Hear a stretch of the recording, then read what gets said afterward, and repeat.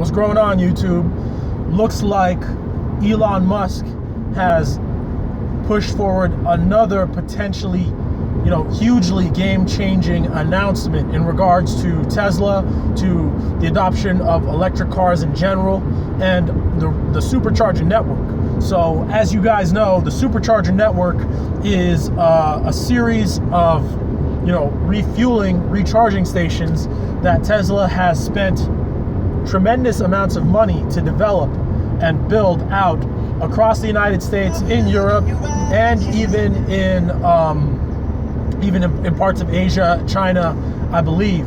So with this Supercharger network, you could take your Model S, Model X, you'll be able to drive across the country and never really run out of charge, because they have all these superchargers set up. And the current version of the Supercharger version 2, which runs at 150 kilowatt hours, allows you to recharge a Model S in about 30 minutes. I mean, they say you could get about 50% of your range, maybe like 150 miles or so, in 30 minutes. Now, in their efforts to sort of catch up to Tesla, playing follow the leader, Daimler, Volkswagen, Ford, and BMW, that's right, the other worthless car maker, have teamed up to develop a network of 400 stations that will recharge at 350 kilowatt hours. So that's, about 2.3 times greater charge capacity than the 150 kilowatt hour version 2 Supercharger. But now, in response to a question fielded on Twitter, Elon Musk said that 350 kilowatt hours is a child's toy. So version 3 of the Supercharger, which I would anticipate to be rolling out next year to coincide with the Model 3 for obvious marketing reasons, is going to be greater than 350 kilowatt hours. So what does that mean if 350 kilowatt hours is a child's toy? Are they working on like 500 kilowatt hours, 700? Because once you get up to that, you're talking about being able to recharge an electric car in less than 10 minutes.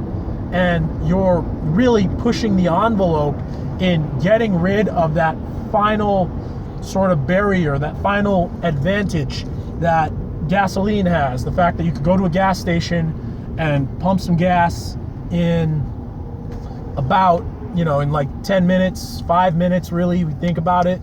But, if you could get to that kind of capacity, this is a massive game changer for electric vehicles, for Tesla. And if you tie that in with the fact that they're going to be releasing the Model 3 in summer of 2017, then this version 3 of Supercharger coming out into all their stations greatly increases the value of the Model 3 and of all subsequent Teslas. Not only that, but Tesla as a company is now positioned itself to sort of set the standard for charging electric vehicles. I mean, I'm surprised that, someone like Ford or GM or any of these other companies that are trying to build these electric cars haven't taken the development information that Tesla has released out there through their open patents and made their vehicles backwards compatible, charging compatible with the Supercharger stations. Because the reality is that, as we start to adopt all these mass adoption of these electric cars, the guy that has the charging stations is gonna make fuck tons of money. And Tesla, by already having this network, and the network is already being utilized, there's an article out there about there being 20 to 30 car pileups at the Barstow station because so many people driving Teslas are going on road trips from Greater Southern California up to Las Vegas for the holiday season. And, obviously, the article also mentioned that there was some vandalism that had happened at the Tesla Supercharger station. That's part of the reason why they weren't charging as quickly and why it had to be closed for a little bit. But the fact that Tesla already has this whole network, can expand upon it, can build solar panels on top of these stations so that they are partly or fully charged by their own solar panels, and they don't have to pay any, you know, electricity generation fees to Southern California Edison or whoever else owns these grids, means that once they flip the switch and say, okay, well, for the early adopters, the Tesla S's and X's, for when they were out there for the past 4 years, they had a free pass because they bought into us early.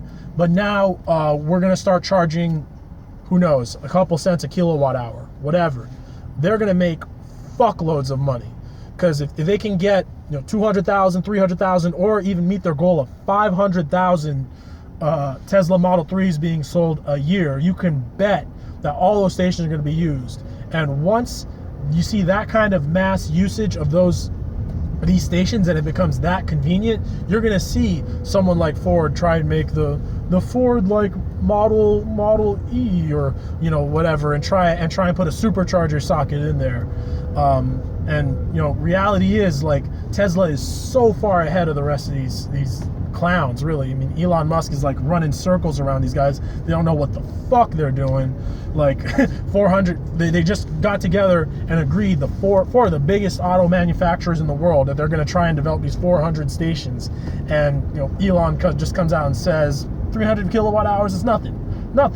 So we'll see how fast version 3 is, but just the fact that you're saying 350 kilowatt hours is a child's toy, that's gnarly, man. So you know, I'm really excited to see how this develops in 2017. I'm excited to see the Model 3s roll out, and to see greater adoption of electric vehicles, because if there's one thing that I have no idea what it would be like, nobody right now knows what it would be like. It would be a Los Angeles completely devoid of smog.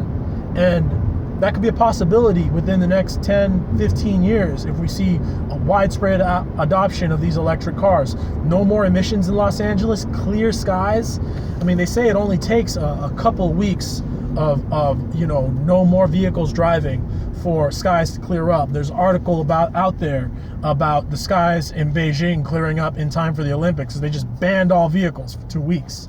So we could see that happen with the widespread adoption of electric vehicles, and I'm really excited for it. Until next time, West Coast.